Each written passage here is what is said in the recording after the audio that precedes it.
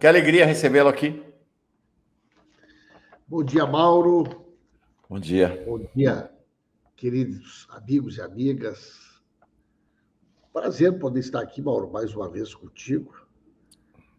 É uma alegria ainda que meio, né, essa angústia, né, por tudo que aconteceu. Vamos ter que ir nos adaptando aqui à agenda, né, Mauro? É isso aí.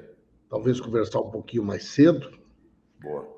Porque entre as minhas tarefas agora, Mauro, tá essa que tu faz todos os dias aqui, né? Que é destacar os principais pontos da mídia, né? Só que com foco um pouquinho mais no sentido de perceber a sensibilidade dos movimentos, das coisas positivas, das coisas negativas. Uhum. Também tenho que receber o informe da imprensa internacional, né? E acabo fazendo isso muito cedo, né? Junto com a nossa equipe, exatamente para poder, no início do expediente, já ter, né, um desenho, né, mais claro assim, da mídia, né, Mauro? Tanto da mídia impressa como da mídia digital. É um trabalho bom, né? Mas é bom. Já fez muito isso, Mauro. A gente tem que começar cedo, né? Tem. Não tem jeito. Não tem jeito. E aí é isso, né? Você tem... Eu estou vendo aqui pela agenda do presidente hoje, já agora, daqui a pouco, às 9 da manhã, você vai estar com o presidente da República. Não sei se ele vai retomar aquela tradição da chamada reunião das 9, né, na qual a sua presença, né? Então tá aqui, olha, o dia do presidente Lula, oficialmente, né? Porque também ele começa bem cedo, começa com o ministro da Casa Civil, o ministro da Secretaria de Relações Institucionais, então Rui Costa, Alexandre Padilha, e o ministro da Secretaria de Comunicação Social, Paulo Pimenta, chamados ministros da Casa. É uma tradição no Brasil, né? Reunião das 9. Né? Essa reunião tem ocorrido todos os dias, né, Mauro? Uhum. Normalmente, a primeira agenda do dia é uma agenda que participa, né? A SECOM, que eu participo dessa agenda, e às vezes é só comigo, às vezes tem algum outro ministro junto, mas é esse momento que a gente faz esse balanço, né, das principais notícias do Brasil, das principais notícias, né, do exterior, para você organizar. Isso é uma rotina necessária e importante para organizar o dia, né, Mauro? Sim.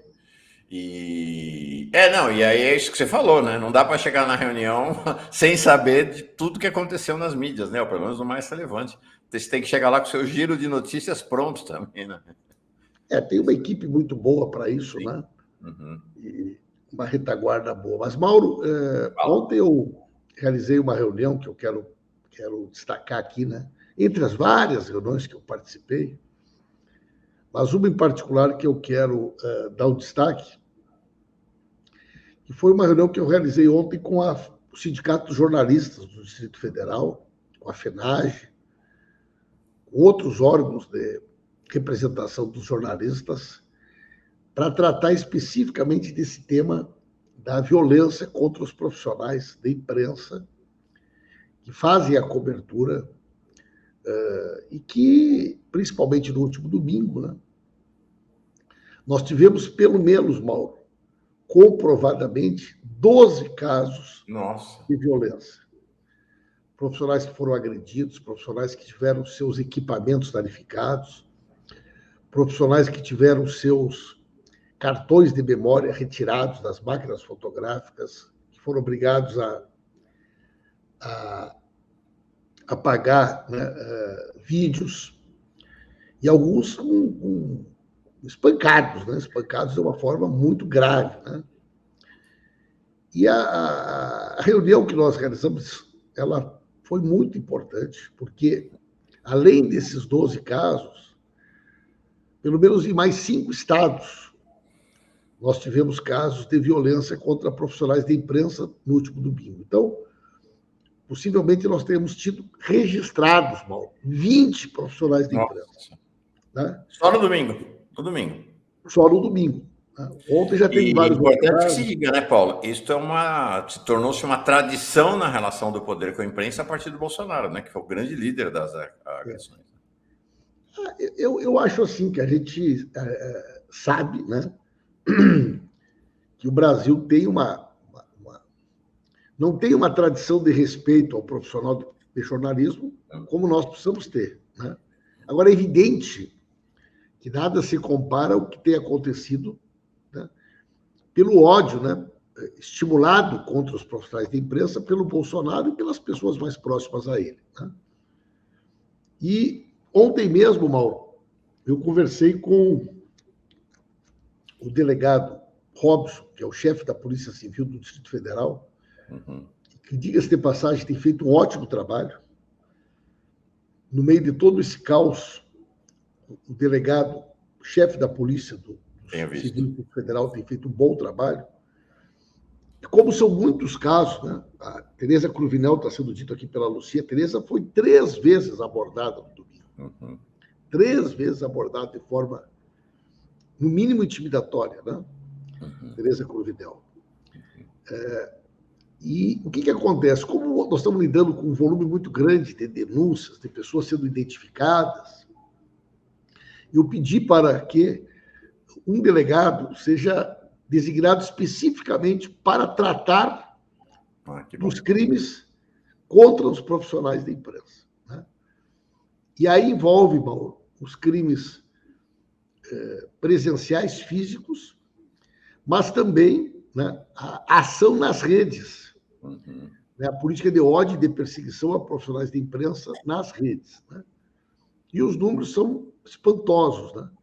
Porque aí tu vai para uma dimensão nacional, pela quantidade de profissionais que são perseguidos, que são ameaçados, que são, né? O cara está ali cometendo um crime, os profissionais de imprensa registram a presença dele, ou relata, né? E ele passa a perseguir aquele profissional, né? Ele passa a intimidar, sofrendo violência física, muitas vezes numa cidade menor, havendo uma perseguição na própria família. E com destaque para as agressões racistas, né, Paulo? As agressões racistas, porque a quantidade de jornalistas negros e negras está aumentando, e as agressões racistas contra eles também, né?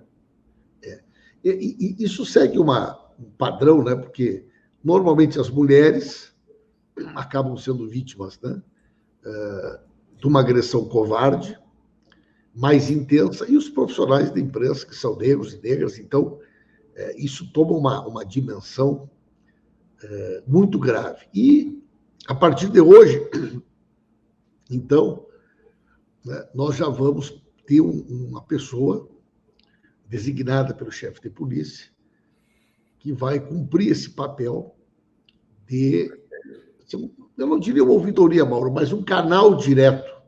Perfeito. Porque tem outro aspecto, Mauro, que são as empresas, porque os profissionais hoje, para trabalhar, Mauro, a grande maioria tem ido de forma discreta. Ele não vai mais com o seu colete de jornalista, ele não vai com a sua identificação, que é uma salvaguarda para ele, em qualquer lugar do mundo. Qualquer lugar do mundo, né, o profissional de imprensa ele tem prioridade no acesso, né? Então, os profissionais têm de trabalhar disfarçados. Sim. E sem apoio. Então, muitos têm ido sozinho, né? Ficam lá no meio da manifestação se arriscando. E tem um aspecto específico que envolve a relação com a polícia. Porque a polícia que deveria agir no sentido de dar garantias e proteção ao profissional da imprensa, muitas vezes é quem agride. Né? Então, tem relatos muito, muito graves do que aconteceu no último domingo. E eu vou abrir um canal direto com as entidades, porque eu quero que a SECOM, e a postura do governo será essa, demonstre de forma inequívoca o compromisso com a liberdade, né, e a garantia das condições de trabalho dos profissionais da imprensa. A valorização da imprensa e do trabalho dos profissionais da imprensa é fundamental para o fortalecimento da democracia e para o combate às fake news nesse momento, Mauro. Fundamental. Nossa, iniciativa muito importante, e isso não quer dizer que precisa elogiar o governo, não. Tanto faz, né? Tanto faz. É a liberdade de imprensa realmente fundamental depois desse tempo aí de agressões e agressões que a gente viu. A que ponto chegavam muitos espancados no domingo, espancadas também no domingo. Paulo, o rastro de destruição em Brasília é verdadeiramente estarrecedor. A revelação ontem do senador Randolph, futuro líder do governo no Congresso, de que 5 granadas foram encontradas, ou seja, o plano era um golpe sangrento, né? Impressionante. O Supremo está destruído, né, Paulo? Destruído. Mauro, Eu passei ontem, na segunda, os vídeos. Talvez tenha sido uma das primeiras pessoas que Isso. Cheguei, né, ao Palácio do Planalto na noite do domingo, né? E o presidente Lula estava em Araraquara, nós estávamos em contato, e a partir de um determinado momento, então, né, eu fui orientado a ir para o Palácio do Planalto. Né? Perfeito. E cheguei no Palácio do Planalto, a imprensa não tinha acesso, ninguém tinha acesso, e eu confesso para vocês assim que eu, no primeiro momento, não acreditei no que eu estava vendo. Eu tinha saído dali na sexta-feira, eu tinha participado da posse do Lula, eu tinha participado do ato da posse dos ministros, e a impressão que estava, Mauro, que o palácio tinha sido bombardeado. Parecia que o palácio tinha sido bombardeado. Para quem conhece o Palácio do Planalto, em primeiro lugar, o térreo, aquele conjunto de vidros, né, de vidraças, que é uma característica, né? Tanto é que eu lembro aquela história da casa de vidro, Lembra? Um vídeo famoso teu da casa de vidro. Bueno, e ali, Mauro, tu via que as coisas tinham sido destruídas só por destruir. Né?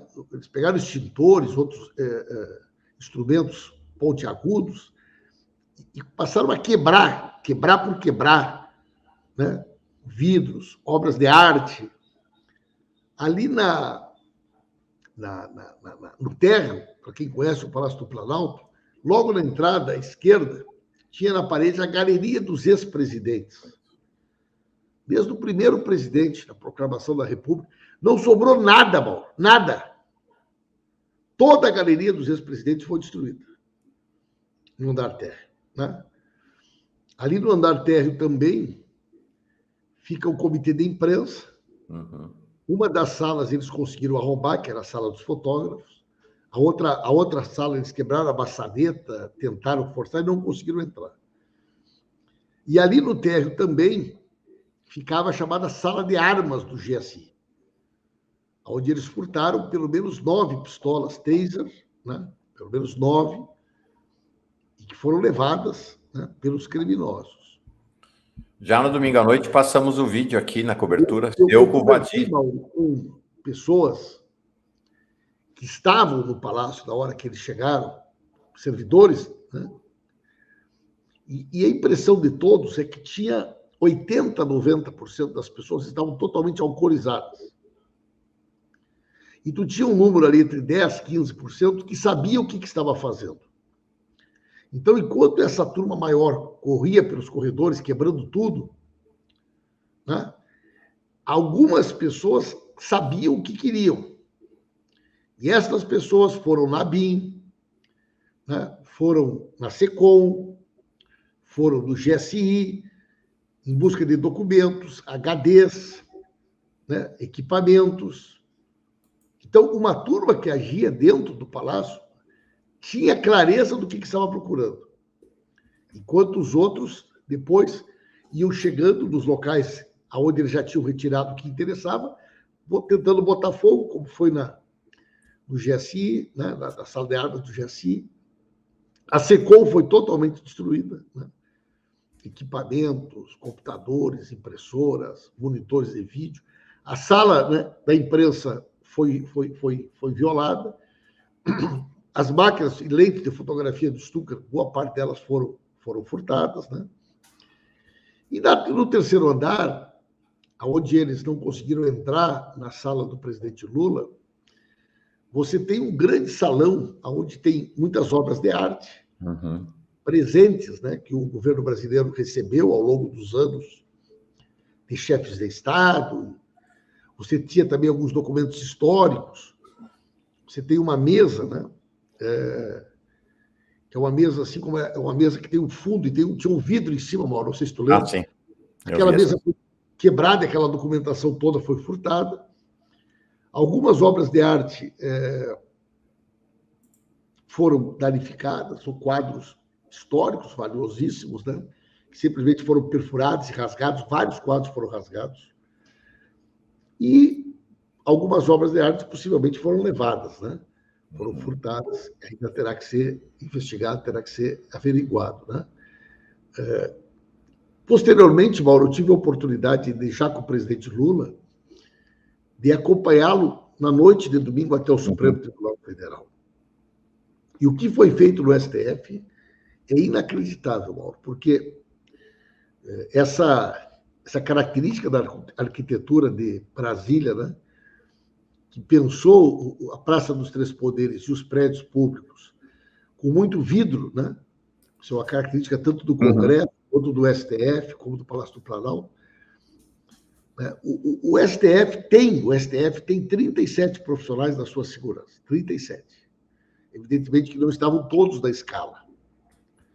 O STF depende muito, muito mais, inclusive, do que os outros poderes, da garantia da segurança da Polícia do Distrito Federal.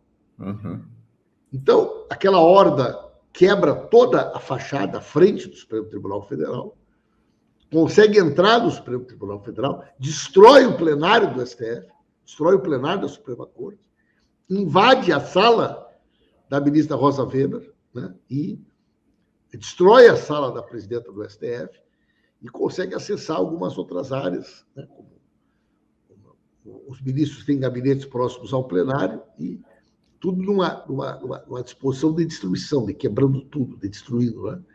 E também não foi assim no Senado e na Câmara, né? Principalmente a bancada do PT, local onde eu trabalhei durante todo o período que foi líder, eu vi, também foi totalmente depedrada e totalmente destruída, né? Então, foi uma tentativa de golpe. Essas pessoas esperavam, né, que fosse decretada uma GLO para justificar que os militares pudessem assumir o comando da situação. Mas o presidente Lula, de forma muito correta, de forma muito serena, né, garantiu que nós pudéssemos enfrentar a situação sem uma GLO, né? Ontem pela manhã, Mauro, nós tivemos uma reunião histórica, eu tive a oportunidade de estar presente. Lula, com alguns ministros, Rosa Weber, Toffoli e Barroso, pelo STF, Arthur Lira, e depois também a presença do veneziano, que respondia pelo Senado. Logo em seguida, o presidente reúne com o comando das Forças Armadas. No decorrer do dia, o presidente teve contato com vários líderes internacionais, vários líderes que ligaram para prestar solidariedade e apoio. Infelizmente, no outro domingo, o Brasil tinha sido manchete internacional com as fotos da posse, com as imagens da posse. E ontem o Brasil foi manchete internacional por conta das imagens, das fotos do domingo, né? E aí, no final da tarde, então, o presidente realiza uma reunião com todos os governadores. Foi uma iniciativa que partiu do governador do Pará, Helder Barbalho, mas uma demonstração de unidade, né, de compromisso com a democracia, fundamental no momento que nós estamos vivendo, Mauro, né? A presença dos governadores de todos os partidos, dos integrantes da Suprema Corte, do presidente da Câmara e do Senado, né, foi uma verdadeira demonstração de respeito à Constituição Federal e à democracia. E aquele gesto de sair a pé do Palácio, atravessar a praça e ir até o STF, tem um profundo significado, viu, Mauro? Histórico, político, acho que é de uma dimensão, né, muito grande, e nós fizemos tudo aquilo que era necessário, tudo aquilo que foi possível para responder, dentro da legalidade, dentro da democracia, que o país está funcionando, que as instituições estão funcionando, que foram atacados foram os espaços físicos, mas a democracia não foi violada e o funcionamento das instituições em nenhum momento foi comprometido, Mauro. Perfeito. Paulo, tem questões aqui, acho que realmente fundamental a tua presença, estava comentando aqui, Já no domingo, durante a cobertura que fizemos ao vivo, 2 vídeos seus foram fundamentais para dar a dimensão do que é do estrago. Um lá no Planalto, ao lado do Vadi, né? O Vadi que esteve aqui com a gente na segunda-feira, o Vadi Damu. Então, realmente, há uma reação, uma unidade. Me parece que eles cometeram um erro, né? Cometeram um erro brutal, estão isolados, o país está unido ao redor do presidente Lula. Olha aqui a Eugênia Santos. Aqui em Portugal só dá Paulo Pimenta nas emissoras de TV. Cumprimentos em Lisboa. Acho que você está sendo uma face, realmente, da comunicação do governo. A Maria Lúcia pergunta de porta-voz. Os governos Lula tiveram houve porta-voz, né? O André Singer teve porta-voz. O presidente Lula não vai trabalhar com a figura do porta-voz. Ok. O presidente quer uma outra experiência, né? Onde ele também vai ter um papel importante como porta-voz do governo, e nas áreas específicas, a depender do assunto, o ministro da área também será o responsável por fazer essa interlocução. Perfeito. E como vai ser, quais são, o que já está definido? Aqui o Arthur Rezende da Silva, professor lá de Pádua, no Rio de Janeiro, como é que está sendo planejada a comunicação de Lula e do governo com a população? Vai ter live semanal, vai ter live com o ministro? O que já tem de plano, ministro Paulo Pimenta? Sabe, Mauro, que eu chego nos lugares e as pessoas falam ministro, ministro, eu fico olhando para trás e procurando para ver quem é com quem as pessoas estão falando, né? Até o cacuete de ter ficado tanto tempo como deputado, eu chego nos lugares e me apresento, bom dia, deputado Paulo Pimenta, né? Aos pouquinhos. As pessoas não se dão conta que nós estamos, na realidade, há uma semana. Pois é. Estamos há uma semana governando. A sensação é que o Lula tomou posse há 2 meses já, né? E nesta semana nós tivemos praticamente uma semana inteira de posses de ministros, né? E o dia de ontem ainda foi um dia consumido por toda essa situação. Nós estamos discutindo um plano de comunicação, uma metodologia, né? Na próxima quinta-feira, Mauro, o presidente Lula vai fazer um café da manhã com setoristas do Palácio do Planalto. Uma proposta que eu apresentei, juntamente com a nossa equipe. Muitos profissionais da imprensa que trabalham no Palácio são jovens profissionais, que não trabalhavam na época do presidente Lula. Então, será uma oportunidade tanto para o Lula conhecer os profissionais que cobrem o Palácio, como também para que eles possam conhecer o presidente Lula. Né? Legal. Ontem, quando nós tivemos a reunião com os chefes de Estado, de manhã, e o Stucker organizou primeiro a entrada dos fotógrafos, depois a entrada dos cinegrafistas. Há 4 anos, os fotógrafos e cinegrafistas não entravam no gabinete presidencial. Não acredito. Há 4 anos, impressionante, os jornalistas, os cinegrafistas não entravam no gabinete do presidente da República. Como participaram das posses, conversando com os ministros, tendo livre acesso no Palácio, né? Todo o nosso compromisso é exatamente em garantir a mais ampla liberdade para que os profissionais possam exercer a sua atividade com segurança, com tranquilidade. Né? O presidente Lula vai usar todas as ferramentas tecnológicas e os meios possíveis de comunicação com a população. Né? O presidente fará lives quando necessário. O presidente vai se comunicar no Twitter quando achar que existe algum fato relevante que merece o registro, muitas vezes, inclusive, cedo da manhã. O presidente vai, né, fazer vídeos. O presidente vai fazer coletivas com a imprensa. O presidente ontem falou com a imprensa. O presidente é uma pessoa que é muito acessível para a imprensa. Sim. Inclusive, me surpreendeu na saída do STF, porque, em geral, a comunicação presidencial é mais formal. Quando acabou a visita ali dos líderes dos poderes ao STF, ele saiu e atendeu o pessoal naturalmente ali, né, Paulo? Tranquilamente. Né? Muito tranquilo. Né? O presidente está muito indignado. Né?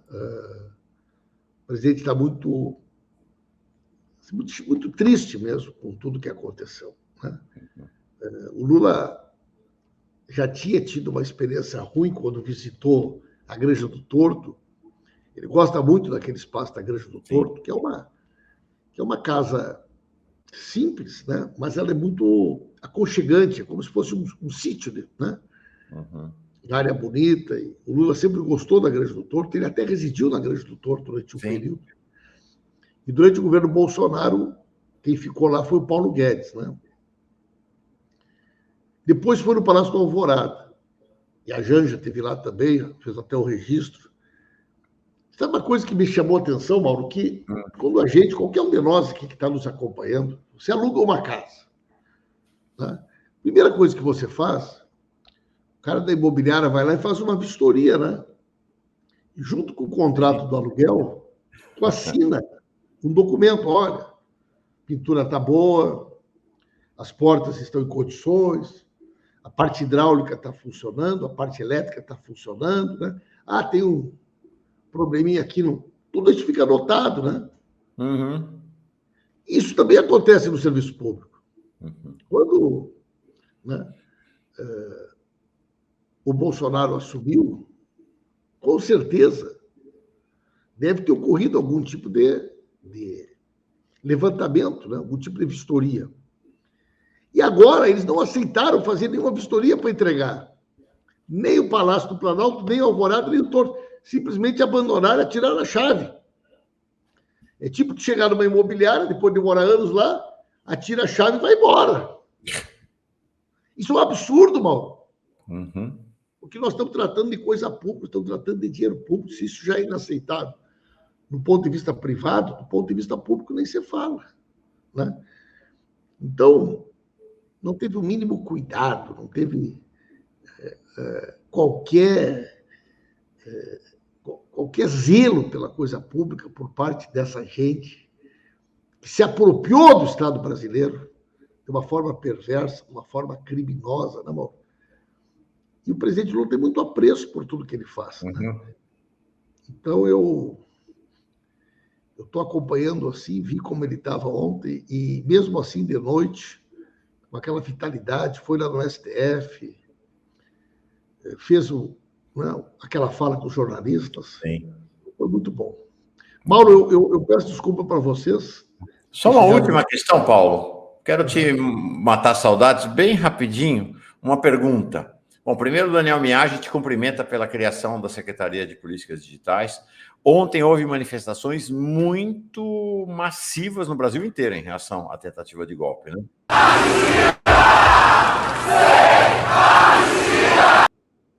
Tua Porto Alegre, Paulo, estava lotada, impressionante. Aqui é o Brasil. O que aconteceu lá em Porto Alegre. E, de fato, esse grito, incrível, esse grito do sem anistia é o grito do país. Acho que há um trauma, né, da anistia de 79. Ninguém quer saber de anistia. Os movimentos populares têm deixado isso claro, né, Paulo? Haverá punição? Olha, Mauro, não há nenhuma dúvida da determinação, da disposição, não só do governo, do Poder Judiciário, até a PGR, até o Aras se manifestou. Ontem, pois é, incrível. E tem uma coisa, Mauro, que é o seguinte, a impunidade é que gera, é que dá ao covarde, né, aquilo que ele não tem, né, que é coragem. Quando ocorreu aquele episódio no dia 12, no dia da diplomação, onde foram queimados ônibus, veículos, e ninguém foi detido, os criminosos, os terroristas, eles voltam para o acampamento ficava dentro da área militar, e eles sabiam que a polícia não tinha acesso àquela área, eles se sentiram absolutamente protegidos.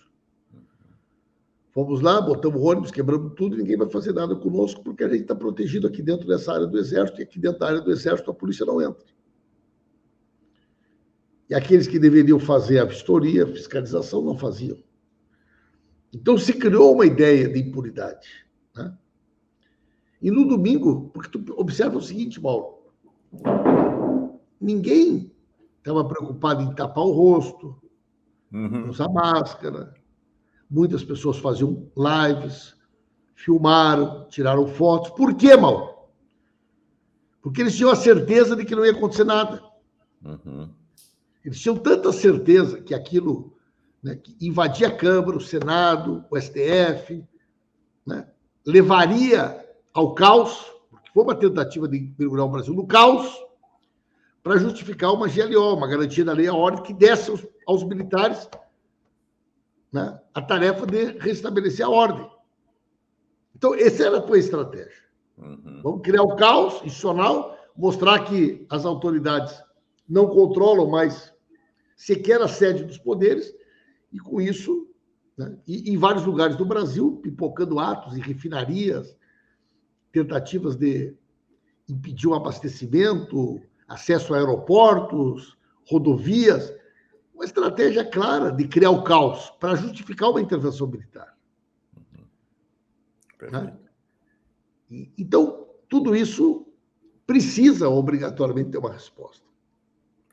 E essa resposta, Mauro, envolve os participantes, nós precisamos individualizar as condutas, mas fundamentalmente os financiadores e os apoiadores, porque boa parte dessa gente, e são muitos os convites e mensagens do WhatsApp, dizer o quê? Viagem a Brasília com tudo pago. Sai na quinta ou na sexta e volta na segunda ou na terça. Tudo pago. Centenas de ônibus, milhares de pessoas vieram para Brasília com tudo pago. Uhum. Alimentação, transporte. Mas quem é que pagou isso, Mauro? Uhum. Alguém pagou. Qual foi o custo dessa operação contra a democracia? Qual foi o custo dessa operação terrorista, dessa operação criminosa? E quem pagou isso, Mauro? Quem apoiou, quem organizou? Porque se é verdade que boa parte das pessoas foram trazidas para Brasília para ser massa de manobra, dentro do grupo maior havia um grupo que sabia o que iria fazer. Uhum. Sabia com qual objetivo. E aí, naturalmente, que todos os indícios é que eles tinham também conexões com os órgãos de segurança. Uhum. Que facilitaram o acesso à esplanada, facilitaram o acesso aos poderes. Mas eles tinham certeza que iam dar o golpe, tanto é que eles não se esconderam. Não tiveram nenhum cuidado. Agora, tu veja bem, Mauro. Alguém falou aqui que fornecia energia elétrica. Você teve quase 70 dias de acampamentos. Em Brasília, outras capitais, outros locais, normalmente à frente aos quartéis. Quem fornecia energia elétrica? Quem fornecia água? Quem garantia o funcionamento dos banheiros? Quem garantia a alimentação? Quem garantia a limpeza dos locais? A segurança? Estruturas de som? Quem pagou tudo isso, Mauro? Uhum.